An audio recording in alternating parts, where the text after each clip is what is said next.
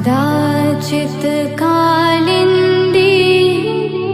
तटविपिन संगीतकरवो मुदा भीरी नारी वदन कमला स्वाद मधुपा रमा